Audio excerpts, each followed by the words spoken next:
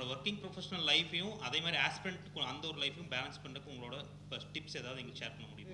நான் வந்து third year படிச்சுட்டு இருக்கேன் சார் இன்ஜினியரிங்கில். ஒரு காலேஜ் ஸ்டூடெண்ட்டாக நான் எப்படி என் ப்ரிலிம்ஸ் ப்ரிப்பரேஷனை ஸ்டார்ட் பண்ணலாம்? I'm searching for like what to study, where to study and all sir. Coaching institute itself became a big money making industry. Coaching சேர்ந்தா தான் வந்து படிக்க முடியுன்ற மாதிரி இருக்குது. So how to overcome the fear of missing out. Maths வந்து UPSC இல்லை ஏதாவது காம்படிஷனுக்கு ரொம்ப முக்கியமான ஒரு சப்ஜெக்ட் தான். So one more question about time management sir. இப்போ ஃபார் எக்ஸாம்பிள் நான் 2029 என்னோட அட்டெம்ப்ட் கொடுத்தா கரண்ட் அஃபேர்ஸ் வந்து 2028 படித்தா போதுமா இல்லை ப்ளஸ் ஆர் -2 இயர்ஸ் படிக்கணுமா? இந்த சிவில் சர்வீஸ்ன்றது ஜஸ்ட் ஜாப் கிடையாது, நிறைய ரெஸ்பான்சிபிலிட்டிஸ் இருக்குது. இதுக்கு முன்னாடி பார்த்தீங்கன்னா ஃபிலிம்ஸ் அப்போ எலிமினேஷன் ஸ்ட்ராட்டஜின்னு ஒன்று இருக்கும். லாஸ்ட் இயரில் ஒரு கொஸ்டின் கேட்டான்னு பார்த்தீங்கன்னா வச்சுங்களேன், உக்ரைன் கூட எத்தனை கண்ட்ரி வந்து பார்டர் ஷேர் பண்ணியிருக்குன்னு சொல்லிட்டு ஒரு கொஸ்டின். இது ப்ரீவியஸ் இயரில் எப்படி ஆப்ஷன் கொடுப்பாங்களாம், 1 2 3 3 4 5 5 4 6. அப்போ வந்து இந்த 5 மட்டும் நம்ம எலிமினேட் பண்ணிட்டா ஒரு கண்ட்ரி நமக்கு தெரியும். அந்த 5ன்ற நம்பர் மட்டும் எலிமினேட் பண்ணிட்டா ஒரு ஆன்சர் கிடைச்சிடும். இது வந்து லாஸ்ட் இயருக்கு முன்னாடி. லாஸ்ட் இயரில் ஆப்ஷன் எப்படி கொண்டு வந்திருக்காங்க பார்த்தீங்களா? 1 only, 2 only, 3 only, 4 only. அப்போனா என்ன, அக்யூரேசியா நமக்கு ஆன்சர் தெரிஞ்சிருக்கணும். அப்போ ரிவைஸ் பண்ணாமல் நமக்கு அக்யூரேசி தெரியுமா? அதனால தான் ரிவைஸ் பண்ணணும். Good afternoon sir. Sir CSAT வந்துட்டு எப்படி எஃபெக்டிவாக ப்ராக்டிஸ் பண்ணுறது, தென் எந்த மாதிரி சோர்சஸ்லாம் ரெஃபர் பண்ணலாம்னு சொல்லுங்கள். சிசாட் பொறுத்த வரைக்கும் 3 டாபிக்ஸ் நான் ஆல்ரெடி சொல்லியிருக்கேன். Numerical ability, reasoning, reading comprehension. So மூணுத்துக்கு வந்து இம்பார்ட்டன்ட் வெயிட்டேஜ் கொடுக்கணும். மெட்டீரியல்ஸ் பார்த்தீங்கன்னா நிறைய யூடியூப் சேனல் இருக்குது. ஃபார் எக்ஸாம்பிள் சொல்லணும்னா ஃபீல் ஃப்ரீ டு லேர்ன் ஒரு சேனல் இருக்குது. ஸோ அதில் நிறைய சப்ஜெக்ட்ஸ் மோர் தென் 40 டாபிக்ஸ் வந்து எடுத்திருக்காங்க. ரொம்ப சிம்பிளாக எடுக்கிறாங்க. ஸோ அது அப்படியே நியூமெரிக்கல் எபிலிட்டியில் வந்து ரிஃப்ளெக்ட் ஆகுது. சரிங்களா? ஸோ அதை நீங்கள் கவர் பண்ணிடலாம். ரீசனிங், ரீடிங் காம்ப்ரிஹென்ஷன்லாம் நீங்கள் மெட்டீரியல் வச்சு படித்தா போதாது, ப்ராக்டிஸ் பண்ணணும். நிறைய கொஸ்டின் அந்த செட் இருக்குது. அந்த கொஸ்டின் செட் வாங்கிட்டு நம்ம ப்ராக்டிஸ் பண்ணி பார்க்கணும். இப்போ ரீடிங் காம்ப்ரிஹென்ஷன் பார்த்தா 3 டைப் ஆஃப் ரீடிங் காம்ப்ரிஹென்ஷன் இருக்குது. சரிங்களா? ஒன்று வந்து பார்த்துருக்கீங்களா, இன்டர்பிரிட்டேஷன் பண்ணுறது. ஒரு கொஸ்டின் கொடுத்துருப்பாங்க, அந்த பேராகிராஃப் படிச்சுட்டு நம்ம இன்டர்பிரிட்டேஷன் பண்ணுறது ஒரு டைப். இன்னொன்று கான்டெக்ஸ்ட். அந்த கான்டெக்ஸ்ட் பார்த்தீங்கன்னா நம்ம ஒரு கான்டெக்ஸ்ட்டில் இருக்கோம், பட் யூபிஎஸ்சி ஒரு கான்டெக்ஸ்ட்டில் கொடுப்பாங்க. ஸோ அந்த யூபிஎஸ்சியோட கான்டெக்ஸ்ட் என்னன்னு சொல்லிட்டு நமக்கு ஒரு புரிதல் ஏற்படணும்னா நீங்கள் last 10 years previous year question paper நீங்கள் சால்வ் பண்ணால் மட்டும்தான் இந்த யூபிஎஸ்சியோட கான்டெக்ஸ்ட் என்னன்றது உங்களுக்கு வந்து புரிதல் ஏற்படும். தேர்டு வந்து அசம்ஷன். இந்த அசம்ஷன் வந்து நமக்கு ஒன்று தோணும், அவங்களுக்கு ஒன்று தோணும். இது எல்லாமே நம்மளுக்கு என்ன தோணுது அது முக்கியம் கிடையாது. யூபிஎஸ்சி என்ன நம்மக்கிட்ட எதிர்பார்க்குறான் அது வந்து எப்படி தெரியும்? அந்த last 10 years previous year question paper மட்டும் நீங்கள் சால்வ் பண்ணுங்கள். ரீடிங் காம்ப்ரிஹென்ஷன் உங்களுக்கு ஈஸியாக வந்து சால்வ் பண்ண முடியும். ஸோ ஃபிலிம்ஸ் பொறுத்த வரைக்கும் சிலபஸோட ரோல் வந்து மேஜர் கிடையாது. ஃபிலிம்ஸ் பொறுத்த வரைக்கும் நீங்கள் வந்து பார்த்தீங்கன்னா பேசிக் மெட்டீரியல்ஸ் சொல்லியிருக்கலாம். என்சிஆர்டி புக்ஸ் வந்து நீங்கள் 6 to 12 படிக்க வேண்டிய அவசியம் கிடையாது. 9th 10th புக்கு என்ன புக்கு தேவையோ, இப்போது பாலிட்டி நீங்கள் லக்ஷ்மிகாந்த் படிச்சிட்டிங்கன்னா நீங்கள் போய் திரும்ப போயிட்டு இன்னொரு புக்கை படிக்க வேண்டிய அவசியம் கிடையாது. ஸோ ஃபிலிம்ஸை பொறுத்த வரைக்கும் சிலபஸோட ரோல் வந்து ரொம்ப மினிமல். பட் மெயின்ஸுக்கு வந்து என்னென்னா ஒவ்வொரு டாபிக் இருக்குல்ல, இப்போ நான் சொல்கிறேன்ல, ஃபண்டமெண்டல் ரைட்ஸ் ஆகட்டும், ஃபண்டமெண்டல் டியூட்டிஸ் ஆகட்டும், பார்லிமெண்ட் ஆகட்டும். ஸோ கொஸ்டின் பார்த்தோன்னே உங்களுக்கு தெரியும். இப்போ வந்து பிரசிடென்ட் பற்றி கேள்வி கேட்குறாங்கன்னா பிரசிடென்ட்டை பற்றி எத்தனை கேள்விகள் கேட்டிருக்காங்க, பிரசிடென்ட் எலெக்ஷனை பற்றி எத்தனை கேள்விகள் கேட்டிருக்காங்க, பிரசிடென்ட் ரோலை பற்றி எத்தனை கொஸ்டின் கேட்டிருக்காங்கன்னு சொல்லிட்டு நம்ம கொஸ்டின் ப்ளஸ் வந்து சிலபஸ் பார்த்தோன்னே தெரியும். சார் நான் வந்து தேர்ட் இயர் படிச்சுட்டு இருக்கேன் சார் இன்ஜினியரிங்கில். எனக்கு லிமிடெட் டைம் தான் இருக்கும் ப்ரிப்பேர் பண்ணுறதுக்கு. நான் நெக்ஸ்ட் இயர் அட்டம்ப்ட்டுக்கு நான் எலிஜிபிள் தான் ப்ரிலிம்ஸ் இது பண்ணுறதுக்கு. பட் நான் அதுக்கடுத்து அட்டம் தான் கொடுக்க போகிறேன். ஸோ ஒரு காலேஜ் ஸ்டூடெண்ட்டாக நான் எப்படி என் ப்ரிலிம்ஸ் ப்ரிப்பரேஷனை ஸ்டார்ட் பண்ணலாம், என் காலேஜோட சைட் பை சைடு எப்படி நான் ஸ்டார்ட் பண்ணலாம்? ஸோ என்னோட அட்வைஸ் என்னென்னா, நீங்கள் ஃபஸ்ட்டு உங்களை சப்ஜெக்ட்ஸ் நல்லா படிங்க. சரிங்களா? காலேஜ் சப்ஜெக்டாக இல்லை, சீரியஸாக சொல்கிறேன். உங்களோட சப்ஜெக்ட் வந்து நல்லா படிங்க. சரிங்களா? உங்களோட சப்ஜெக்ட் வந்து ரொம்ப ஸ்ட்ராங்காக ஆகிக்குங்க. உங்கள் சப்ஜெக்ட் கண்டிப்பாக மெயின்ஸ்லேயோ இல்லை ஆப்ஷன்லேயோ உங்களுக்கு வந்து ஹெல்ப்ஃபுல்லாக இருக்கும். செகண்ட் வந்து சேம் டைம் நீங்கள் ப்ரிப்பேர் பண்ணணுன்னா நியூஸ் பேப்பர் மட்டும் நல்லா படிங்க. நியூஸ் பேப்பர் மட்டும் நல்லா படிங்க. சின்ன வயசுலேருந்து ஆக்சுவலாக நான் எங்கள் ஊரில் ஒரு லைப்ரரி இருக்கும். சின்ன வயசுலேருந்து எனக்கு ஸ்போர்ட்ஸ்னால் ரொம்ப பிடிக்கும். இந்த ஸ்போர்ட்ஸ் நியூஸ் படிக்கிறதுக்கோசம் தான் லைப்ரரிக்கு போக ஸ்டார்ட் பண்ணேன். ஸோ அப்படி அந்த நியூஸ் பேப்பர் படிக்கிற பழக்கம் தான் வந்து இப்போ எனக்கு வந்து எக்ஸாம் எழுதுறதுக்கு ரொம்ப ஹெல்ப்ஃபுல்லாக இருந்தது. அதனால் வந்து கரண்ட் அஃபேர்ஸ் உங்களை சுற்றி இப்போ நடக்குதுன்னா உங்களை சுற்றி என்ன நடக்குதுன்றத அவராக இருக்கணும். சரிங்களா? அந்த உங்களை சுற்றி நடக்கிறதுன்றது எக்கனாமிக்கலாக இருக்கலாம், சரிங்களா, வேர்ல்டு பொலிட்டிக்கலாக இருக்கலாம், என்ன நடக்குது, இப்போ நம்மளை சுற்றி என்ன நடந்துட்டு இருக்கு, அந்த கான்டெக்ட்ன்றது உங்களுக்கு கம்ப்ளீட்டாக தெரியணும். அப்போ அது எப்படி தெரியும்? கரண்ட் அஃபேர்ஸ் படிக்கணும். ஸோ கரண்ட் அஃபேர்ஸ் படிக்கணும்னா நீங்கள் போயிட்டு இப்போ கம்பலேஷன் படிக்க வேண்டிய அவசியம் கிடையாது. ஏன்னா நீங்கள் இப்போ தான் ப்ரிப்பரேஷன் ஸ்டார்ட் பண்ணுறீங்க. ஸோ நீங்கள் நியூஸ் பேப்பர் ரீடிங் வந்து ஒரு ஹேபிட்டாக எடுத்துங்க. அந்த நியூஸ் பேப்பர் வந்து ஒரு மினிமம் 2 hours வந்து நியூஸ் பேப்பர் கூட ஸ்பெண்ட் பண்ணுங்கள். ஸோ பேசிக்காக வந்து உங்களை சுற்றி என்ன நடக்குதுன்றது ஒரு அவேர்னஸ் கிடைக்கும். ஸோ அப்போ அடுத்து வந்து ஒன்ஸ் நீங்கள் முடித்த பிறகு ஒரு செட்டாக ஒரு 1 yearல வந்து படிக்க போகிறீங்கன்னா, இந்த 1 yearல நான் சொன்ன சப்ஜெக்ட்டு, நான் சொன்ன புக்ஸை படித்தாவே நீங்கள் ஈஸியாக கிளியர் பண்ணலாம். பட் காலேஜ் படிக்கும்போது கரண்ட் அஃபேர்ஸ் ப்ளஸ் உங்கள் சப்ஜெக்ட் நல்லா படித்தா போதும். ஸோ லாஸ்ட் செமஸ்டர் முடித்தோடனே நீங்கள் வந்து ப்ரிப்ரேஷன்னா கம்ப்ளீட்டாக 1 yearனா 1 year மைண்ட் செட் பண்ணிக்கிட்டு அந்த 1 year வந்து நான் சொன்ன மெட்டீரியல், நான் சொன்ன புக்ஸ் வந்து ப்ராப்பராக டைம் எடுத்துகிட்டு ஒரு டைம் ரீட் பண்ணுங்கள், தென் ரிவைஸ் பண்ணுங்கள், தென் டெஸ்ட் அட்டன் பண்ணுங்கள். அந்த 1 yearல ஒரு 6 monthலேயே உங்களுக்கு ஃபிலிம்ஸ் வந்து படிக்கிறதுக்கு போதுமான கால அளவு. கண்டிப்பாக ஒவ்வொரு சப்ஜெக்டும் இன்டர்லிங்க், சரிங்களா. ஹிஸ்ட்ரி, ஜாகிரஃபி ரெண்டுமே இன்டர்லிங்க். இப்போ ஏன்ஷியன்ட் டைமில் ஒரு இடத்துல ஃபஸ்ட்டு ஒரு சிவிலைசேஷன் ஏற்படுதுன்னா அதில் வந்து ஜாகிரஃபியோட தாக்கம் வந்து ரொம்ப இம்பார்ட்டன்ட், சரிங்களா. நீங்கள் ஒரு சப்ஜெக்ட் படித்து முடிக்கிறீங்கன்னா அந்த சப்ஜெக்டில் நீங்கள் ஒரு கான்செப்ட் கிளாரிட்டி வரும்ல, அது வந்து நீங்கள் அடுத்த சப்ஜெக்ட் படிக்கும்போது அதை அப்ளை பண்ணணும். ஏன் வந்து இண்டஸ் வேலி சிவிலைசேஷன் இந்த ஏரியாவில் நடந்தது, எதுக்கு ரிவர் பக்கத்தில் வந்துச்சு, என்ன ரீசன், அதுக்கு ஜாகிரபிக்கல் ரீசன் என்ன, இது எல்லாமே ஒவ்வொரு சப்ஜெக்ட் படிக்கும்போது நம்ம இன்டர்லிங்க் பண்ணிக்கணும். அது வந்து ஒரு கிளாரிட்டி வந்தால் தான் நமக்கு படிக்கும், அது இன்டர்லிங்க் பண்ண முடியும்.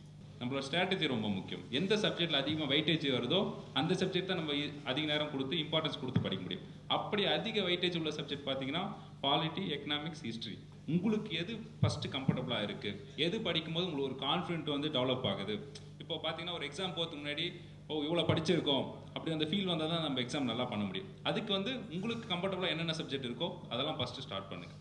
ஆர்டராக எடுத்து படிக்க வேணாம். உங்களுக்கு என்ன கம்ஃபர்டபுளாக இருக்குது, உங்களோட ஸ்ட்ரென்த் என்னவோ அந்த ஆர்டரில் எடுத்து படிங்க. ஃபிக்ஸ்டு ஆர்டரில் எதுவும் கிடையாது. பட் ஒவ்வொரு சப்ஜெக்ட் இன்டர்லிங்க்டு. சார் என்னுடைய ஒய்ஃப் தான் யூபிஎஸ்சி கிளியர் பண்ணிட்டு இருக்காங்க, எழுதிட்டு இருக்காங்க. 4th attempt வரைக்கும் வந்துட்டு இருக்காங்க.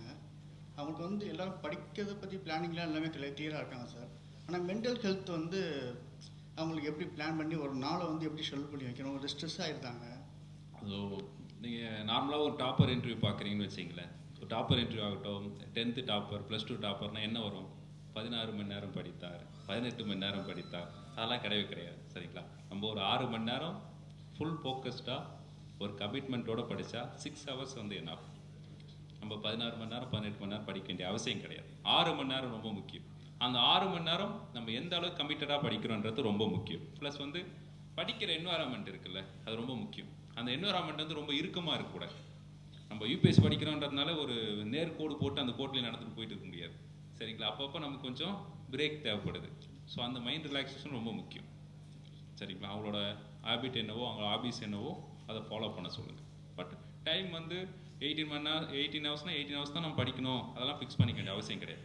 அந்த டே அந்த பர்டிகுலர் சப்ஜெக்ட் நம்ம ப்ராப்பராக படித்தா போதும். I'm searching for like what to study, where to study and all sir.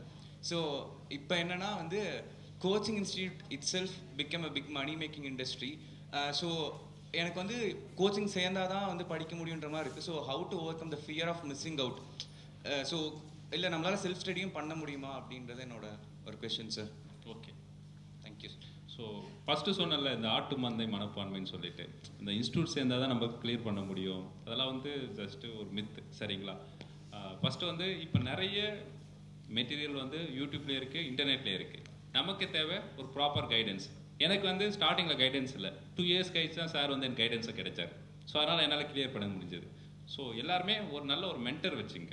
இந்த மென்டர்ன்றவங்க வந்து இந்த யூபிஎஸ்சி, இந்த சப்ஜெக்ட், சிவில் சர்வெண்ட், இந்த காம்படிட்டிவ் எக்ஸாம் ரிலேட்டடாக நாலேஜ் உள்ள ஒரு பர்சன்ஸ், ஒரு மென்டர், உங்கள் சீனியர்ஸாக இருக்கலாம், உங்களுக்கு தெரிஞ்சவங்களாக இருக்கலாம். அந்த மென்டரோட ஹெல்ப்போடு நீங்கள் படிக்க ஸ்டார்ட் பண்ணுங்கள். பட் இந்த காம்படிட்டிவ் ஃபீல்டை பற்றி நாலேஜ் இருக்கணும், சரிங்களா. ஸோ இது கம்ப்ளீட் மித். இன்ஸ்டியூட் போனால் தான் கிளியர் பண்ண முடியுன்றது கம்ப்ளீட் மித். ஸோ அதுலேருந்து வெளியே வாங்க. செகண்ட் வந்து என்னோட அட்வைஸ் என்னென்னா, நிறைய சர்ச் பண்ணிகிட்டே இருக்காதிங்க, ஓடிக்கிட்டே இருக்காதிங்க. சார், மேக்ஸ் வந்து யூபிஎஸ்சி இல்லை ஏதாவது காம்படிஷனுக்கு ரொம்ப முக்கியமான ஒரு சப்ஜெக்டாக. இன்னொரு கொஸ்டின் வந்து, நான் ஒர்க்கிங் ப்ரொஃபஷனல், என்னோட ஒர்க்கிங் ப்ரொஃபஷனல் லைஃபையும் அதே மாதிரி ஆஸ்பிரண்ட் அந்த ஒரு லைஃபையும் பேலன்ஸ் பண்ணுறதுக்கு உங்களோட டிப்ஸ் ஏதாவது எங்களுக்கு ஷேர் பண்ண முடியுமா?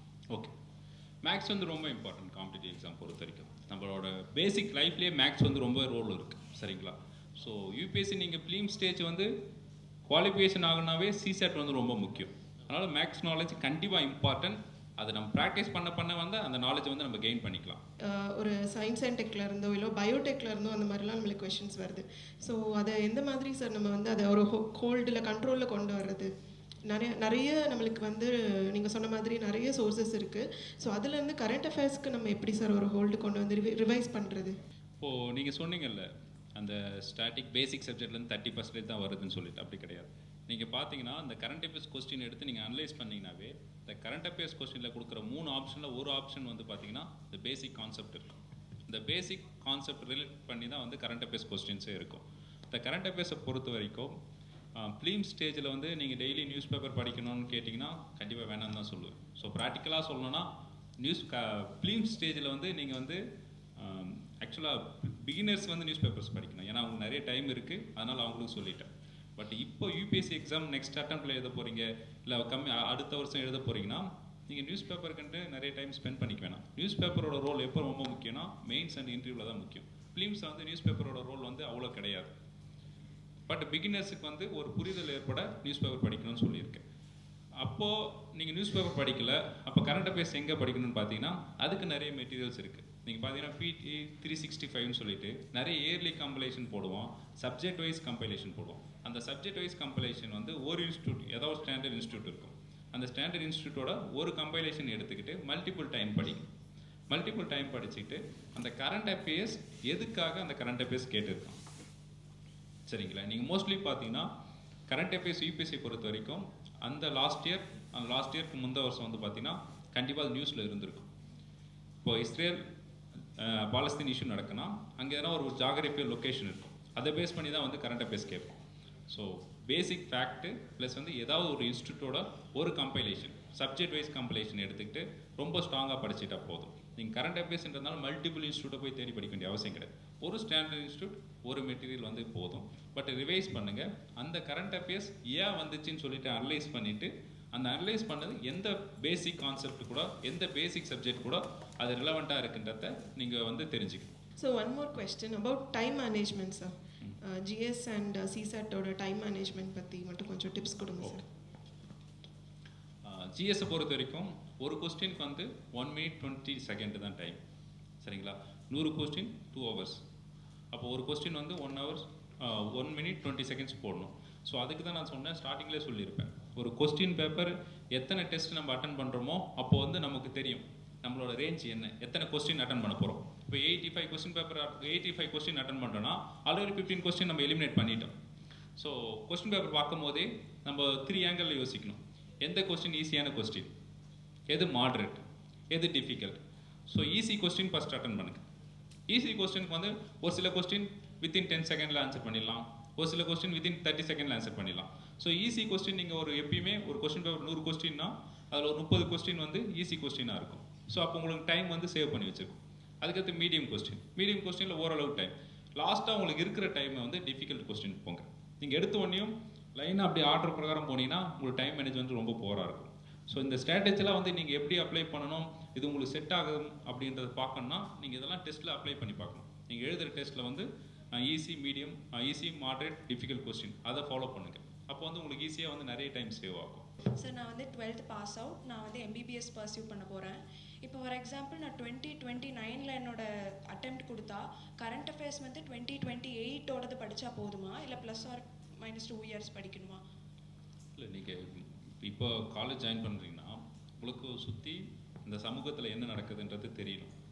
இந்த சிவில் சர்வீஸ்ன்றது ஜஸ்ட் ஜாப் கிடையாது, நிறைய ரெஸ்பான்சிபிலிட்டிஸ் இருக்குது, சரிங்களா? இந்த சொசைட்டி வந்து நிறைய எக்ஸ்பெக்டேஷன் வெரி ஆகி ஒரு சிவில் சர்வெண்ட்டாக இந்த சொசைட்டி இந்த பீப்புள் நம்மக்கிட்ட எக்ஸ்பெக்ட் பண்ணுறது ரொம்ப அதிகம். ஸோ அந்த புரிதல் ஏற்படணும்.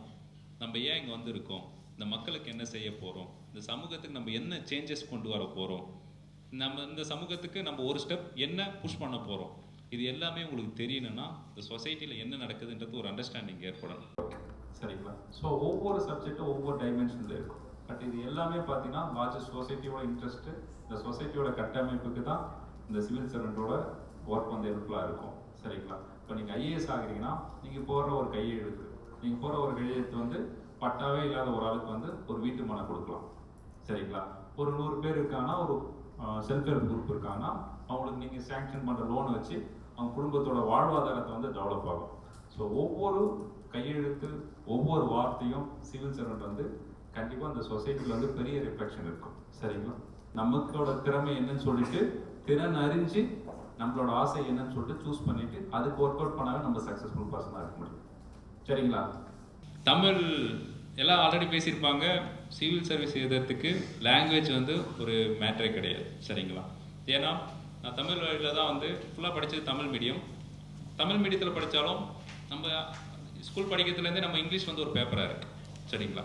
ஸோ நம்மளுக்கு ஒரு பேசிக் இங்கிலீஷ் நாலேஜ் நமக்கு நம்ம ஏரியாவே நமக்கு இருக்குது. ஸோ நம்ம என்னென்னா தமிழ் மட்டும் தான் வரும், இங்கிலீஷ் வராது, அந்த மனப்பான்மை இருக்கவே கூடாது. ஏன்னா நம்ம 12th வரைக்கும் இங்கிலீஷ் படிச்சிருக்கோம், ஆல்ரெடி நமக்கு இங்கிலீஷ் தெரியும். ஸோ அந்த கான்ஃபிடென்ட் இருந்தால் போதும். ஒரு கொஸ்டின், அந்த கொஸ்டினை படித்து என்ன எக்ஸ்பெக்ட் பண்ணுறாங்க, அந்த புரிதல் அளவுக்கு நமக்கு இங்கிலீஷ் நாலேஜ் இருந்தால் போதும். ஸ்ட்ராங்காக போங்க. நான் தமிழில் எழுதுறேன்றது என்னோட தாழ்வு மனப்பான்மை கிடையாது. எனக்கு அது கம்ஃபர்டபுளாக இருக்குது, அதனால் நான் அந்த லாங்குவேஜை சூஸ் பண்ணி எழுதுறேன். இப்போ நான் இங்கிலீஷில் எழுதுறேன், அதுதான் எனக்கு கௌரவம், அப்படிலாம் கிடையாது. எனக்கு என்ன வருமோ அதுதான் நான் பண்ண முடியும். மற்றவங்களுக்காக அதை மாற்றி பண்ணேன்னா கண்டிப்பாக ஃபெயிலியர்ஸில் தான் முடியும். ஸோ அதனால் ஸ்ட்ராங்காக போகலாம். யூபிஎஸ்சியை பொறுத்த வரைக்கும் தமிழில் நிறைய மெட்டீரியல்ஸ் இருக்குது. சரிங்களா? நம்மளோட தமிழ்நாடு ஸ்டேட் போர்ட் புக்ஸே போதும். ப்ளஸ் வந்து அடிஷ்னலாக தமிழ் வியூன்னு சொல்லிட்டு ஒரு .com, tamilview.com சொல்லிட்டு ஒரு வெப்சைட் இருக்குது. தமிழ் டிஜிட்டல் லைப்ரரி இருக்குது. நிறைய மெட்டீரியல்ஸ் இருக்குது. எக்கனாமிக்ஸில் இருக்குது, எத்திக்ஸில் இருக்குது, எல்லாத்துலேயும் பேசிக் மெட்டீரியல் நிறைய இருக்குது. அது இல்லாமல் ஒரு இங்கிலீஷ் பேப்பரை படித்து நமக்கு என்ன புரிதல் ஏற்படுதோ அதை வந்து தமிழில் எழுதி வச்சுக்கிட்டா போதும். சரிங்களா? அதனால் வந்து லாங்குவேஜ் வந்து இங்கிலீஷில் எழுதினா தான் மார்க் போடுவாங்க, அப்படிலாம் கிடையாது. தமிழ் எழுதினாலும் எஸ்ஏல 130 மேலே போடுறாங்க, எத்திக்ஸில் 140 மேலே போடுறாங்க. சரிங்களா? பட் நம்ம எப்படி கண்டென்ட் டெலிவரி பண்ணுறோம், எப்படி வந்து நம்ம யூனிக்காக ஆன்சர் எழுதுகிறோம், அந்த ஆன்சர் ஸ்ட்ரக்சர் எப்படி பண்ணுறோம். சரிங்களா? வேறு எதாவது மைண்ட்ஸில் டவுட் இருக்கா? எத்திக்ஸ் வந்து நீ புக்ஸே வேணாம். எத்திக்ஸ் வந்து நீ சிலபஸ் எடுத்துக்கிட்டு லெக்சிகன் புக்குன்னு ஒன்று இருக்கும். அந்த லெக்சிகன் புக்கில் டெஃபினிஷன் வரைக்கும் படிச்சுட்டா போதும். சரிங்களா? இப்போது நான் ஈஸியாக கேட்டேன், சிம்பத்திக்கு எம்பத்திக்கு என்ன வித்தியாசம் கேட்டால் என்ன சொல்லுவேன்? சிம்பத்தினா என்ன, எம்பத்தினா என்ன?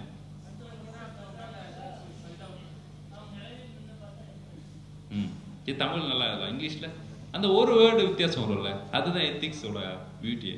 ஸோ ப்ராப்பர் டெஃபினிஷன் எழுதணும் எத்திக்ஸை பொறுத்த வரைக்கும்.